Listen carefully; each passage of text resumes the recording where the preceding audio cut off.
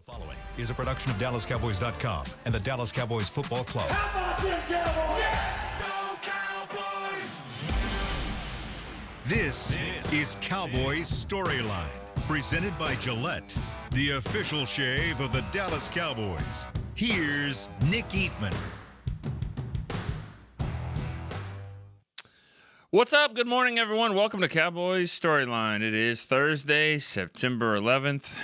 I'm Nick Eatman. It's time to do this and talk a little bit about Cowboys football, Cowboys and Giants. You know what? Let me just say I don't like to gloss over that just to say, oh, it's September 11th. Obviously, for anybody my age, and you have to, even people that were really young, everyone remembers where they were September 11th. So to just kind of pass over that like we moved on. Obviously, we'll never forget that. Our lives have changed forever. I know my kids they brought home. My son has something he had to fill out and he wanted to interview me on that, and it kind of brought back some memories. But yeah, certainly didn't want to just pass over that. I think that'll be a time we'll always remember, and as sad as it was. So I just want to mention that. Especially playing New York, Cowboys-Giants, not in New York, but still, that's obviously going to be a big moment for everyone. It always is every time September 11th rolls around. All right, let's get to the show. Brian in Kansas City's first off, so let's go right to it. Brian, what's up?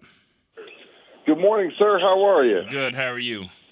I'm doing all right, man. Yeah, it's definitely a day that anybody in our generation, like you said, you just will never forget where you were on this day. Definitely. We're anyway. Sorry. Not to bring down the show. We can move on, but and we don't have to keep bringing it up. But I just when you throw the date out there, I thought it had to be mentioned. So, anyways, all right. Yes, sir. Yeah, absolutely. Hey, I was thinking about for this game, people that had played for both teams, and wondered if you had a story on Martellus Bennett. And I'll give my prediction. I don't think I'll be able to call in tomorrow.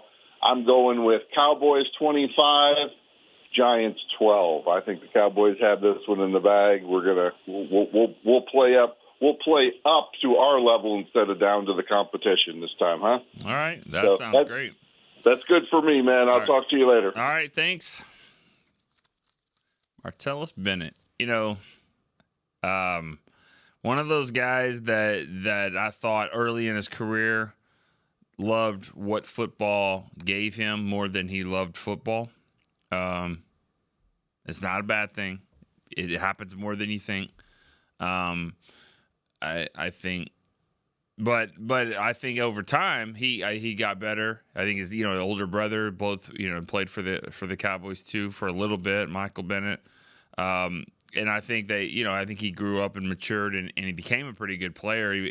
I know one time I was at the Pro Bowl it was the year the Cowboys coaches were there. It might have been 2014, and I remember he was with the Bears, made the Pro Bowl, I believe, but he was hanging out with the Giants people because he was with the Giants, like you said. And so he was with the Bears wearing a Bears thing, and he was with the Giants. And then he walks by and he sees me and he's like, "Hey, what's up?" He's like, "Man, I've been on a lot of damn teams." It was just kind of a funny moment. But yeah, it's good for him to be able to kind of, he grew his career and he be a pretty good player. To this day, I'll never back down from it. If he would have gained 20 pounds, he could have been an all-pro left tackle. And he didn't want to do that because they don't get the ball, but they get the money. I think he could have been. I think he could have been great left tackle. I mean, he's not that much different, really looking than Tyler Guyton. He could have gained a little bit of weight, and I think he could have done it. But anyways, he was good. He was a good player. He probably put about 5 more years into Jason Witten's career because Jason Witten was not going to let him come take his job, and that kind of drove him there too. All right, Gary in New Mexico is next. Hey, Nick, got a trivia question for you now. Uh-oh. You gonna stump me? Here we go.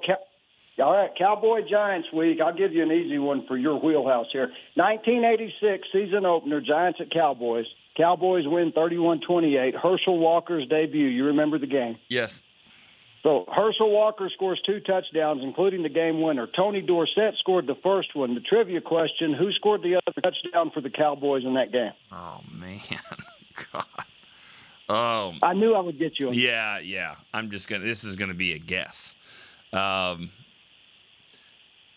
This is a straight guess. I don't know. Doug Cosby or Mike Sherrard. Those are the only 2 I could think of.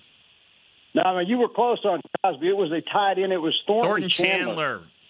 Should have got Number 85 in his rookie year. Yeah, later changed his number. But, yeah, Thornton Chandler out of Alabama, probably one of Bear Bryant's last recruits. Yeah. He played all 4 years in college. I don't know. Anyway, so got the trivia out of the way. I'm no less excited about this team after last week. I'm just as excited. There's a lot of good stuff I saw last week, and the things I didn't like I think are correctable. So we'll see where they go. My question to you is, who are you rooting for tonight? Because I've got 2 favorite teams, Dallas and whoever plays Green Bay. but Green Bay's playing Washington, so I'm kind of torn about who to root for. But that aside, give me your thoughts on this week's game. What do you realistically think they can do against the Giants this week? And I'll hang up and listen. All right, thanks. Great call. Got me on the trivia question. I can remember middle of the game. I mean end of the game and maybe first of the game, but I didn't know about that other touchdown. It was always the Herschel Walker play. That's the one that kind of mattered the most, and had a couple of touchdowns in that one. This game coming up, and I think we should got to point out the injury news that happened. If you haven't already seen and heard about Deron Bland out again, or he's not officially been ruled out, but it does look like he's going to miss this game and maybe a couple more with a foot injury. We'll see if it's going to be enough to put him on injured reserve. I think he's the type of player, how good he is, that if it's a 3-week injury, I'm not putting him on injured reserve because that means he has to be out 4. Because just getting him for 1 game is worth it for me, especially how close these games are going to be and how good I think he is. So he could be inactive for 3 weeks and you don't get another roster spot. You could figure it out with the practice squad guys and move them up and all that. But if he can play in the 4th game, it's worth it for me to keep him there. That's my opinion. I don't know if the Cowboys feel the same way. But I just think that's how good he is. So to answer the question, Gary, about what they can do, I think it starts with that part, the corners, who's going to play corner for them. Now, if you could pick a game, this could be a kiss of death, but if you could pick a game where you're going to be a little bit shorthanded at corner, not going to have your best, maybe it is the Giants. They don't throw the ball well. They didn't in that first game. They don't, have Malik Neighbors. He's a really good player. But you're going to have to, figure, you're going to have to cover him. But you saw it last year, and they didn't have Deron Bland. I remember it was over Warrior had a game-winning clinching interception at the end of the game. So I think they can get it covered. This isn't one where they're playing the Bengals, where they got 2 great receivers, or the Eagles for that matter. But that's going to be the big key. I think is just how the cornerback situation goes and who plays in there. I think do they go with Reddy Stewart inside as the nickel guy? Do they bring up Zion Childress, put him in there, and maybe a combination of both? They both could actually be active in this game. All right, let's go to Sebastian. He's in Savannah, Georgia. Sebastian, what's up? Good morning, sir. I am doing fine. I hope you're doing well also. I need to make a quick correction for my predictions of the playoffs yesterday. It goes the first round we win, the second round we beat the Eagles, and then the third round we play Green Bay. But as far as the game predictions for this week goes, I got us going 38-17 in the 4th quarter for 4 minutes. We're going to be seeing Joe Milton and Dak on the side with a hat on. They're going to put him in and let him get a nice little drive in there. It'll be 35-10 at the time. So go ahead, put a nice drive together, get 3 points. We'll see some confidence-inspiring things. Move on to the next week's game. I think that they scored that last touchdown because, like you said, Deron Bland is down. And when our 4th-string cornerback comes in, they'll get that last-second garbage touchdown to make it not 38-10. It'll be 38-17. You have a great day, and I like it to listen. Okay. I mean, just the specifics of everything. Everything is exactly how you got it mapped out. I like it. boy, it would be nice to have a game like that. It really would. To be able to play some younger guys and get them in there, and everyone wants to see Flanoy, and but this is a 7-10 football team last year, and right now they're 0-1. So I think for me, I think that they'll win this game, but I'm uncomfortable by saying they're going to blow them out and let's play young guys, and this isn't college where Alabama's taking on Louisiana Monroe or something like that. I mean, this is not. This is the Giants. This is a team that played them well, almost beat them the first time around. Second game, maybe not as close. And I understand Dak's success against them, but at the same time, we'll just see. I have to believe it first. Yes, I think the Cowboys will win, and it's fine to you guys call in and do that, and that's your prediction, and you probably will be right. But until we've seen, we haven't seen the Cowboys win a game. We haven't seen this team win a game, and so let's see what happens. They're gonna have to go out there and get the job done. I think that they will. I thought it was very encouraging from what they saw last week, but I'm just not there to be talking about backups and all this kind of stuff, because it could very well go into the fourth quarter as a very tough game. I'm not sure this team. We'll see if they're good enough to be blowing teams out. I mean, they were good enough to score 2 touchdowns against the Eagles, but then the Eagles figured it out, and they didn't score any more touchdowns. So let's see, do the Giants have it figured out too? Do they know how to play them? Can they do that? We'll see. Every game's different, but I'm definitely excited about it. I know you guys are too. Let's go to Blair. He's in Newport News, Virginia. Hey, Nick. I want to go a little bit of different direction because I'm trying to work myself off the practice squad and back onto the roster for the storyline team. Okay. In terms of storyline, the biggest storyline for me is the play calling of Shoddy. During the entire preseason, it was all vanilla. We didn't know what to expect. We got a little bit of a glimpse of what we're going to see last week. But the real question is, how much are we going to see each week based on our 53 and the team we're facing until we get an idea of what kind of play caller Shoddy really is? And to me, that's exciting to see. And yeah, I don't know about the score this week. I'm like you. I'm a little bit more cautious because it's a division game, and we really are facing some unique challenges each week. Mm-hmm. So I have more like a 27-16. I know that doesn't sound close, but I kind of feel like we can score. But I think the Giants are formidable, and I just hope we come out with a win. Yeah. No, I'm definitely with you on that one. Because I think I didn't watch the Giants-Washington game, but I think it was one of those games where 21-6, but going into the fourth quarter, it was still, relatively close. So it could be a game like that for sure. Their defense is going to keep them in it. Their defense, I still think that they've got some really great talent there, some great pass rushers. So that's going to give the Cowboys some problems. It has to. I agree. And as far as the Micah storyline, to me, I know you mentioned earlier this week that it's time to move on from that. But because that game is so close, in basically 3 games away or 2 games away, you can't help but have it in your mind how he's going to perform, and are we going to be ready to face him, and is he going to be back to his back to full health, full strength? That makes me nervous, but it's still on the horizon, and I guess it'll be a luxury if we can worry about that. I hope we're competitive, and I hope we play strong all the way up through that and into the postseason. Yeah. Okay. All right, Blair. Well, appreciate that. You've got your eye on the prize there with the Giants. There's no doubt about it. But we all know that game's there. Everybody knows it, that Micah and the Packers are coming in. But, the Bears, they play the Lions this week. Both teams are 0-1, surprisingly 0-1. So one of those teams is going to be 0-2, and that game's at Detroit. So very good chance that Detroit wins that game. Now you're going to be facing, regardless of what you are, you could be facing an 0-2 Bears team.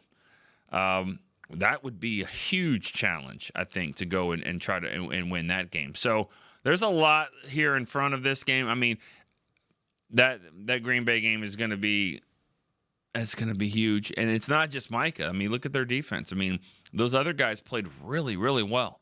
So I think they've got it going on over there. So that'll be fun, and that atmosphere is going to be crazy, and there'll be a lot of green, a lot of yellow in that stadium. It just will.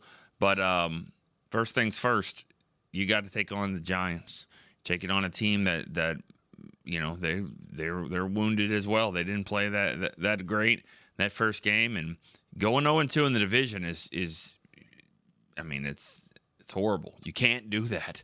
So it's gonna happen to somebody, and so the Cowboys got to make sure it's not them. All right, Josh in Princeton, Texas is next. Josh, what's up? What's going on, Nick? How are you doing, man? I'm doing good.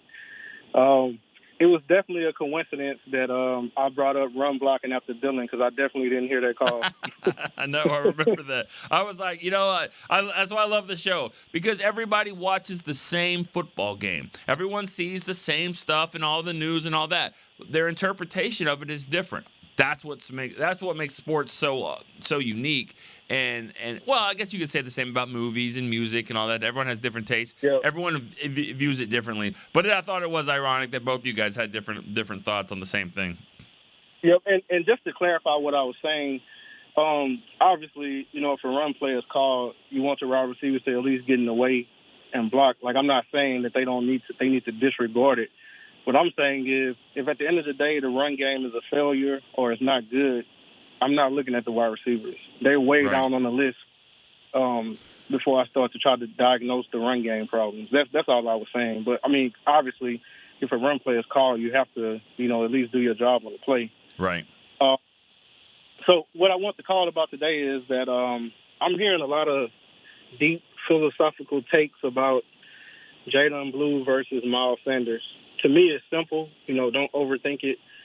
Play the young guy. Miles Sanders doesn't hurt you on the salary cap. I mean, he's insurance for sure. But see what you got in the young guy and just don't overthink it. And that's all I have for today. All right. Well, thanks for the call, Josh. You know what? You do have to overthink it a little bit, because it's not just running the football.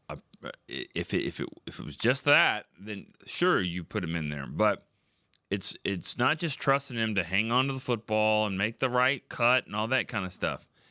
If he's thinking that the blitz is coming over here, but it's actually coming over here, and Dak expects him to pick it up over here, but Blue's over there, and he throws a pass and he gets hit and gets up looking out his ear hole, that's a problem. And I've seen it. Like, it's not just something that could happen. We saw it. And I don't like throwing a guy under the bus, whatever, but we saw it in 2010. Okay, it's been 15 years, but they had a rookie fullback named Chris Gronkowski. The younger brother, not as good of brother as his Hall of Fame tight end brother, Rob Gronkowski.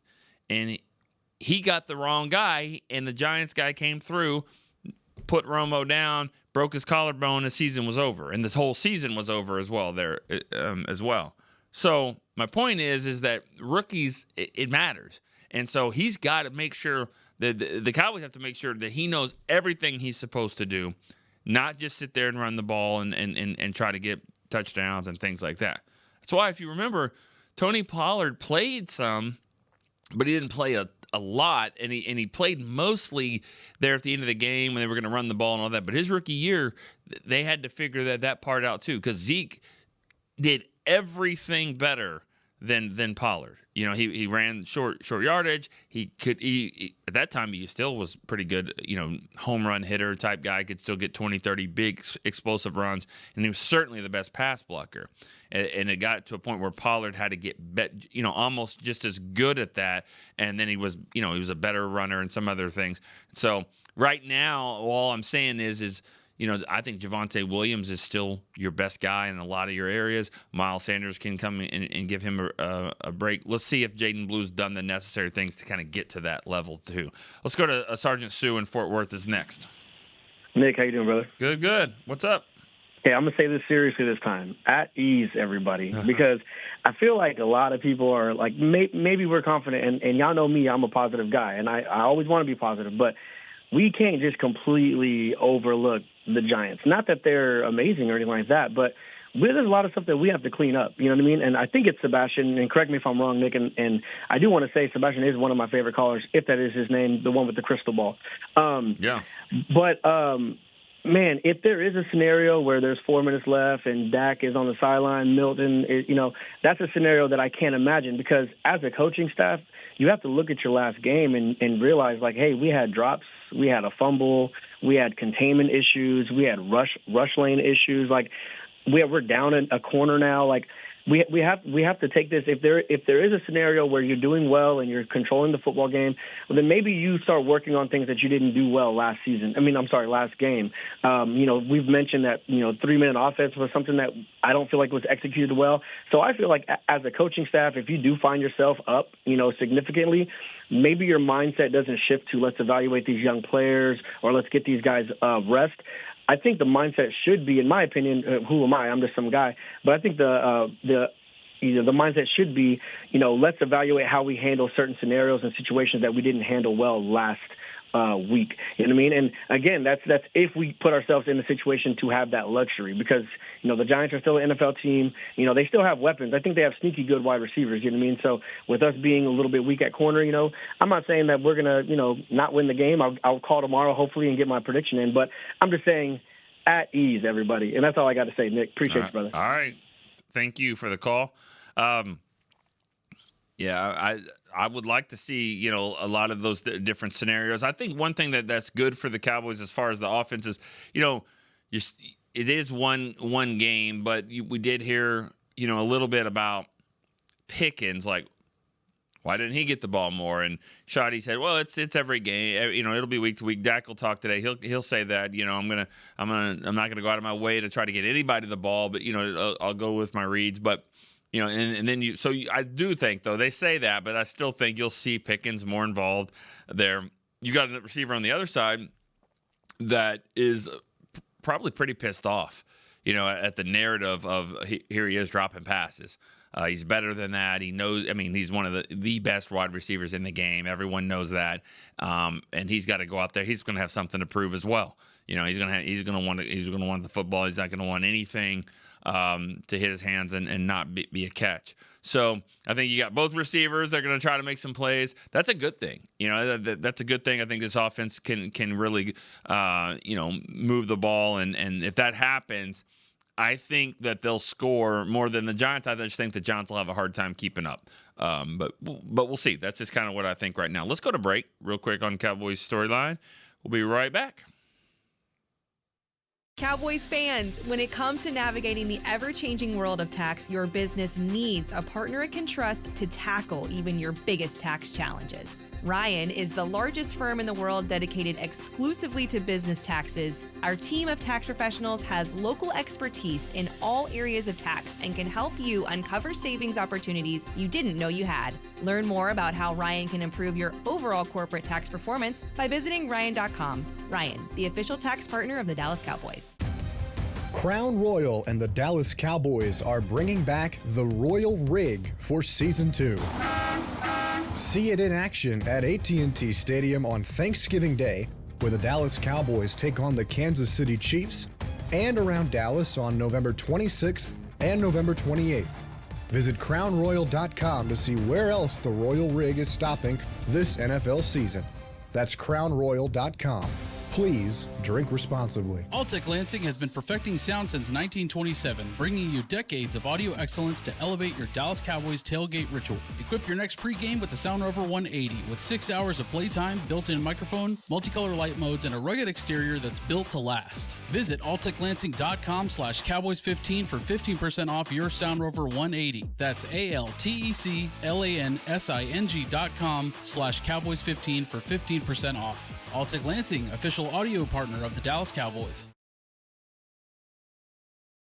Back to Cowboys Storyline, presented by Gillette, the official shave of the Dallas Cowboys. This segment is presented by Yeti. Officially licensed Yeti Cowboys gear is now available at Stadium Pro Shops, concession, and on Yeti.com. All right, back here on Cowboys Storyline. The storyline right now for this team is Deron Bland looks like he's going to be out for a game or two, maybe a little longer. He's got a foot injury. We're going to know more about it, but right now, and I think the because of the injury rules and the IR, we'll find out exactly kind of what they do based off of. I mean, we'll find out. How severe it is with what they do. Because if they say we'll put him on IR, then we know looks like a 4-week injury or so. If they don't do that this week, then that means they think like he could probably get back before that window, which is obviously a good thing. All right, Lester in Minnesota is next up. What's up? Morning, Nick. How you doing out Good. there? How are you doing? I'm doing well, man. Hey, I agree we shouldn't take any team for granted. So my score for the game this week would be 27-17 Cowboys. Okay. But I have a question about our cornerback situation. I know Bland is out for a game or two or three. Are they going to put him on IR, or is he just going to be out there? And who's going to take, what's our lineup going to be like? And I know Clowney, one more thing, I know Clowney was in the building yesterday. Are we interviewing anyone else or looking at anyone else as far as D-end and D tackle? And that's all I have, man. Okay. All right. Thanks, Lester. Let's go to cornerback first. You might not have heard exactly right before you got on the air. I just kind of mentioned that we'll see if they're going to put him on IR. They haven't made that decision. That will let us know just about how severe things are. I from what I've been told, they're not there yet to do that with Bland. They don't think it's going to be that severe, which is good news. They have options inside. They could go with Reddy Stewart. He's played 2 games. Once last week with the Eagles, against the Eagles, sorry. The one last season with the Bears for 1 game with Eberflus, but he's a guy that could play in the slot. They also could bring up from the practice squad Zion Childress, so that would be another option there. And the other cornerbacks on the team, obviously Diggs and Kyer Elam would be starting. You got Traquez Bridges, who they picked up last week as well. So that would be their options if they want to do that, go internally. And then as far as Jadeveon Clowney goes, yes, he was here yesterday. He left. I actually saw him leave, and I was like staring at him, like, which way is he going? And he went to the left, which is where the hotel is. So maybe he's staying there. I don't know. And maybe he was going to the pro shop. It could be, or maybe he was just going to go out on the Tostitos Plaza out there and run routes, and like a lot of the little kids do and other people do. Hopefully he's at the hotel. And from what I've heard there is that it looks promising that they will sign him. That's the last I've heard. Money's going to be a factor here, and maybe it's a situation too of if he's on the team, it's probably just going to be for 1 year, which means every week that's going to be a pretty sizable hit on your roster, on your salary cap.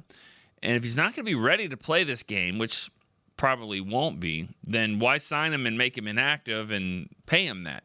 So it wouldn't surprise me if they maybe got it done Monday, but we'll see. Again, who knows what his other options are? But last I heard that it's trending like he will join the team. It's got to be a good fit for the Cowboys. Got to be a good fit for him. It seems like it would be on both sides. We have a text line question. Yes, text line is still open. 817-290-3298. It's still alive. And Jeff in Oregon, his question is, do you think, unlike Michael Irvin, CD's drops had to do with the fear of getting hit? Yes, those drops. those drops over the middle, and fear is maybe not the right word, but there were two of them. There were guys right there. He was right over the middle on actually three. If you want to say that very last one, the deep ball on fourth down was a drop, go ahead, call it a drop. It's a catchable ball for a guy that is the number one receiver on the team, and he makes $34 million a year. It's definitely a catchable ball. It would be a great play. It'd be on ESPN's top 10 plays maybe if they would have won the game, but it was a great play, but still catchable. The other three I would say were drops, and all of them were slants over the middle or deep in routes.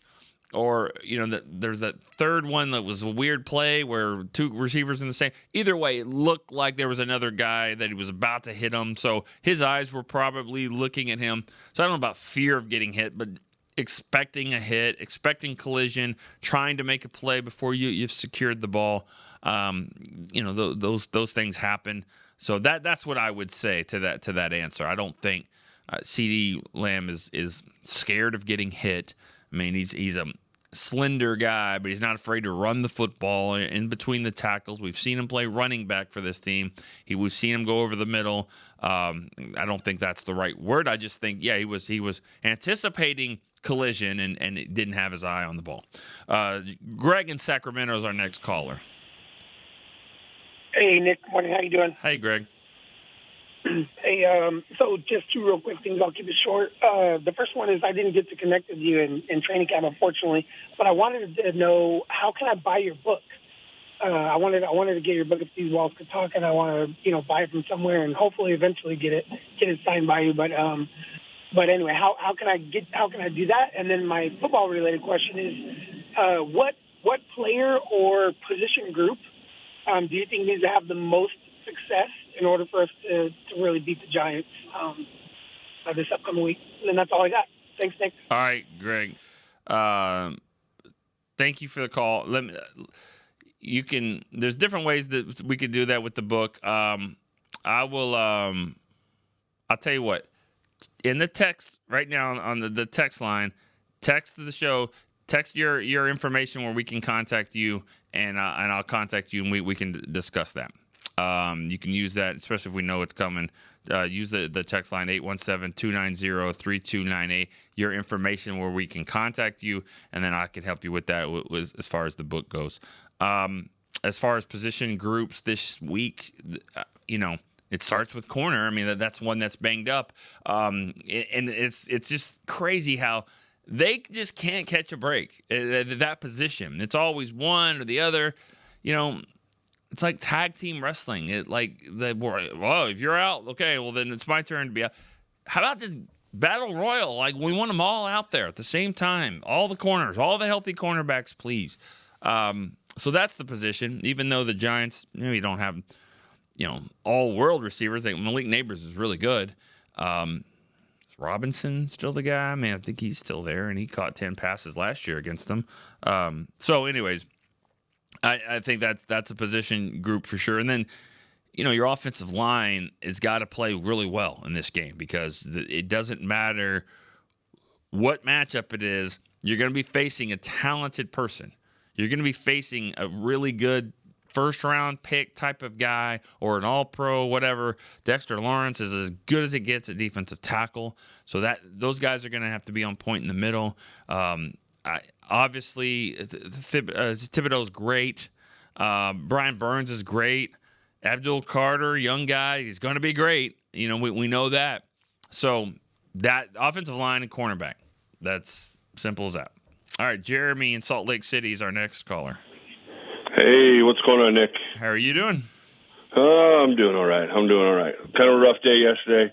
I don't want to get political. I just want to say R.I.P. Charlie Kirk. I know he's a Cowboys fan is the biggest thing, and it's always sad when a Cowboys fan goes down that way. But anyway, On to football. I'm excited for the game this Sunday. I think there's been a lot of good points. A lot of people are making. I think our biggest test is going to be obviously that defensive line, but I think our offensive line is kind of built for these I think we've kind of went out and built this offensive line to get past these teams. Eagles.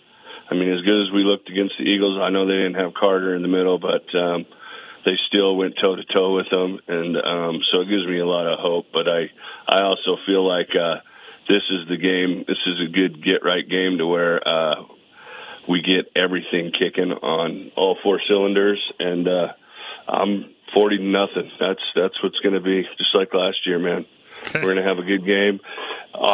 Everybody's going to show up. Special teams, defense. I'm excited for this game because I got a lot of Giants friends, but I just don't see them losing this game at all. But all right, thanks. Thank you, Jeremy. Yep. Appreciate the call. I don't know about 40-0, but I never would expect that. I would never expect 40-0. That's why it made that game so great. Yeah, I mean, you said everything that that other guys have said, and we'll see if it's a get right game or not. I mean, it could be, has the makings of one, but they've got to go out, and if I've said it once, I've said it 1,000 times that today's the day that you dominate the Giants. Today, Thursday, that's how you beat the Giants like you're supposed to beat them. Yesterday, that's how you beat the Giants. It's not about just going out on Sunday. It's about making sure that they know exactly what to expect there when they're facing the Giants D-line. They know what kind of routes that Russell Wilson wants to throw and what receivers can do this. And when the tight end goes in motion here, this is what this means. It's kind of hard to do that with just one game under their belt, but you can figure out what preseason concepts and some of the routes that are getting called and all that stuff. But it's the middle of the week that you take care of business and you get as prepared as you can be to go out there and play. Because I think if the Cowboys play their best game, and I think if the Giants play their best game, then yeah, these scores of 38-17, 27-16, 27-17, all that makes sense, if not worse than that. But when you're not as prepared, that's when games like that happen. The text line's blowing up here. I love it. It's like it's reborn. Mike G. from Corpus Christi, what are the thoughts on Pickens not going 100% every play? I don't have thoughts on that because I don't know that to be the case. I don't. Is that if that's a thing? If that's something they're throwing out there on the social media, I don't know if I've necessarily seen that. Just go make plays. I mean, go make plays. Get the ball. I mean, it's important to kind of keep those receivers happy, both of them. Get them, because when they're both getting the football and making plays, I think this offense can be really, really special. So I have thoughts on all that. All right, let's go to the phone lines here. Chris in San Angelo. Mr. Nick, how you doing today, bud? Good. How are you? I'm doing well, thank you. As far as this coming game, the Cowboys should be favored in this one, but I think it's going to be a good test to come in under those circumstances. And then hopefully they won't get that wake-up call, sometime in the second quarter that says, oh, by the way, these guys we're playing are, professionals too. Right. And the coach is probably on the hot seat. Yeah. So I'm guessing I'm guessing they're gonna, if they have to come in with some kind of fight in them. And I mean, they're playing the Cowboys, and I've always said there's two teams every year that have a target on their back. One of them is last year's Super Bowl winner and the Dallas Cowboys for some reason. So no doubt. I will. With all that being said, I still think they'll win. I'll go ahead and pick the score to be 32-21. Okay. And then I just looked down, saw that it is September 11th. I was going to ask you, I don't think I've ever heard you say what you were doing when that happened, and then I will hang up and listen. Okay. All right. Sounds good. I don't know why I laughed. It's not funny at all, but I just remember that story. I'll say it before I go to break. It was so obviously 2001. It was like my third year working for the Cowboys, and I remember we had an intern it was a college kid. He was from SMU, and he called me.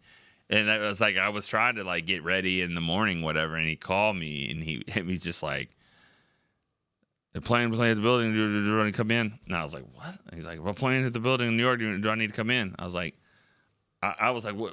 "Yes, just come on in. Let's see." It was like not even sure what was going on, and I turned on the TV. So I was just getting ready for work and turned on the TV, and I can't remember if it was. I don't remember all the coverage. I don't remember if we had already seen the second plane or not. I know when the first plane. That's what I feel like was the first plane had hit, and then that was enough to kind of get the news going. And then I think I remember watching live the second one, and that's when you knew that it was a different situation. It wasn't an accident. Or what happened? This was something that was horrific, obviously, and I've seen some documentaries on it and things like that. There's a couple that I've watched that are fascinating, but it's just heartbreaking. And as I said, and to my son had to quote me on it for his little paper, but I said that day we became a much safer nation. It's unfortunate that it took that to get there. But, when you're thinking about travel and things like that, I mean, it's obviously a much safer, but, it's, too bad that it got there. Again, I'm not trying to get political. Everyone has their own thoughts on that kind of stuff, and I really don't want to go down that road. But as far as that goes, and then I remember the game, we were supposed to play the Lions that week 2, and that game got moved to the end of the season. And so it was the very last game of the season. But so they didn't play, the game in week 2, and then in week 3, they played the Chargers. And I remember George T coming out with the flag, and they lost that game. But it was a great year for the Cowboys. But that's kind of some of the memories that I have there. Let's take a last break here on Cowboy Storyline. Be right back after this. All right, Cowboys fans, this one's for you. Gillette's Best Shave has a new look this season, and they've got one that sticked out in Cowboys colors just for us. We're going to want to run, not walk to this one, y'all. The new Gillette Labs official Dallas Cowboys licensed razor isn't just Gillette's best shave. With 50% longer lasting blades than Fusion, it's the best a Cowboys fan can get. Get it while you can at Gillette.com/NFL. Gillette's Best Shave is also available as heated. Discover Aiden, the official luggage partner of the Dallas Cowboys and Dallas Cowboys cheerleaders. Known for top-tier engineering and craftsmanship, Aiden offers more than just bags. Originating from Australia and designed in New York, it merges fashion, design, and culture. Used by Dallas Cowboys players, staff, and the entire organization, Aiden provides style and functionality for all travelers. Visit AidenTheBrand.com and use code AidenXCowboys for 25% off your purchase. Travel like your favorite stars with Aiden. Back to Cowboys Storyline, presented by Gillette, the official shave of the Dallas Cowboys. All right, back here on Cowboys Storyline. Got a chance to get a couple more text lines and a couple more calls. Let's get a text line question. Alan in Phoenix wants to know if a reunion with cornerback Stephon Gilmore would be any way possible. Yeah, possible. I don't think the Cowboys feel like his speed is where it was even a couple of years ago. He can still make plays, but I mean, there's watch him go ahead and sign him, and then that'll happen. But he's an older cornerback, and I mean that's going to be the issue there. He's a very smart player, crafty, but I think that from an athletic standpoint, that there's a reason why they haven't gone that way. And a lot of times too, it's money for these guys. I mean, Gilmore, Clowney. Like, yeah, they'll come back and play, but not for this. It's got to have to be this money, and so that's why you don't just take a flyer on these guys. You got to pay them, and yes, the Cowboys have the money to do it. But I think it's more about is he the right fit for what they're trying to do? Do they feel like he can still play? Those are questions I'm sure that they're asking themselves right now. All right, let's go to Joe in Paradise, Texas. Hey, Nick. How you doing? Good. How are you doing? Man, huge fan of the show, man. I've been a fan for 30-plus years, and I even named my oldest son after Bennett, So I'm a big-time fan of the Dallas Cowboys. And about this game on Sunday, I have a feeling it all comes down to the trenches. As a former coach, I always tell my defensive line, we win that line of scrimmage, we win this game on Sunday. And I think the defensive line will make all those guys in the back, the linebackers, the safeties, the corners. The defense, it all starts in that line of scrimmage. We make the defensive line makes everybody look good. So I believe that we win that line of scrimmage, we win this game, and I think we have the offensive line the way they played against Philadelphia this past weekend. Just watching film and watching the videos of our offensive line, we got this game on Sunday. The rivalry games, I can never say 30-something to 0 or 40-something because this rivalry game, it doesn't matter the record. When it's game time, the record don't matter or who's good or it's a rivalry game. And I remember this rivalry game back in the late 80s, the early 2000s, that all comes down to that defense. Defense wins championship and offensive sell tickets. So I believe in our defense, and our defense will win that game for us. Joe, what did you name your son again? I didn't hear that part. Emmett Smith. Oh, okay, yeah. No, I'm familiar with him. I didn't hear exactly what you said. All right, sounds good. Well, say hello to Emmett. And you're right. Thanks for the call, Joe. I believe all of these games come down to that. I really do. I think every game played tonight in a high school stadium, tomorrow night, Saturday, and then Sunday. If when you look at these games, that's why the 6A high school team doesn't play the 1A team because of the line. Yeah, the 1A got this small little school, they play both ways, and they don't even have a basketball team yet because all of them are playing football. Those schools, they still have athletes, but the big guys, they don't have that. And that's what makes the difference in these games. That's what makes the difference in every game, including the NFL. Like if you're going to just keep run the football, then you won't ever throw. And so it all comes down to that. And I believe that. I think the Cowboys offensive line has got to be good enough to stop them. They're going to have to be good enough to run it and be balanced. The defensive line's got to get after Russ. They got to put the pressure there so the cornerbacks don't have to cover long. If you think about in that game, how much cover – they didn't have coverage sacks, but they had a lot of games, a lot of plays where the coverage was really good. The line just wasn't there, but they held up. For not getting – home that much and not get a lot of pass rush, to think that Devontae Smith had 2 catches and A.J. Brown had 1, all of it for under 20 yards. That wasn't the problem. And Goddard caught 7, but it was for 40, So the secondary, I thought, did a good job. That's going to be an issue there, especially with Bland not playing. Another text line question, Mike from Houston. What's the latest on Demo? Overshown. Looks pretty good in his rehab stuff that we've seen. Not even wearing a brace. Looking like, so he's gonna miss this game and then the next 2. That's what happens when you're on PUP. You'll be out for the first 4 games for sure. Then after that, they can start the 21-day window if they want to. They don't have to. They can wait on that. But whenever they start the window, then he'll start practicing, and then they'll see where he is. But they don't have to start it right out. They don't have to do anything. He's on injured reserve or PUP. He's on PUP he could be on there for the entire season. But it looks like that after these 4 weeks, I could see the window being open, and I could see him practicing maybe for another couple. So. That's just what it looks for me. Obviously not a doctor, but I would think I think he comes back and plays before the halfway point of the season. I think that would happen. All right, let's go one more call real quick. David from Brownsville. What's up, man? Hello. How you doing? I'm doing great, brother. I've been a Cowboy since '67, watching them with my dad as a kid. And win, lose, or draw, or anything, I'll be a Cowboy to the day pass on. Let me get to my three observations quickly. Number one, on offense. When you're on offense, the Cowboys cannot be just standing around, not blocking.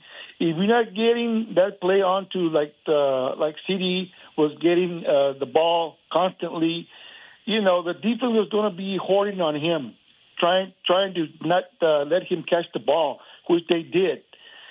Dallas and the offense coordinator, they need to start targeting the rest of the players.